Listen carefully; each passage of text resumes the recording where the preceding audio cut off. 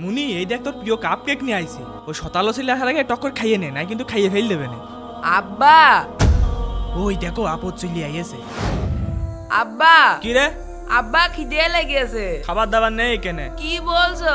আমার তো খিদেতে পেট জ্বলে যাচ্ছে। বলছি এখানে খাবার নেই, তোর জন্য কি আমি এখানে হাড়ি বেড়ে খাবার রেখে দিছি না? তাহলে এখন আমি কি খাবো? এই সব কথা বুঝিস না, বললাম না এখানে খাবার নেই, যাই কেনতে।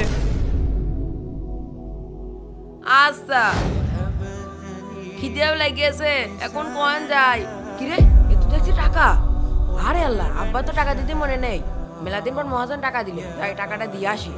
আব্বা আমি আগে বুট না দেখাবো। তুই আগে কেক খা, বড় লোকরা কেক আগে খায়, বড় লোক হওয়ার অভ্যাস করতে হবে। আব্বা তুমি তো বললে ঘরে কোনো খাবার নেই। হ্যাঁ ঠিকই তো বলেছি, খাবার নেই, তোর জন্য কোনো খাবার নেই। এই খাবার শুধু আমার আপন ছেলের জন্য। আব্বা আমি কি তোমার ছেলে না? শতালো শতালো, তুই আমার শতালো ছেলে। তোকে খাওয়াই কোনো উপকার আছে রে? আমার ছেলেকে খাওয়াবো, বড় হয়ে ইঞ্জিনিয়ার হবে। তুই তো কামলা, কামলা দেখাতে পারিস না, যাই কেনতে। এই দাঁড়া, টাকাটা দিয়ে যা। এই নাও। তাড়াতাড়ি যা, আবার হা করে তাকাই দেখস। আব্বা এই নাও, তুমি বিস্কুট খাও। বাবা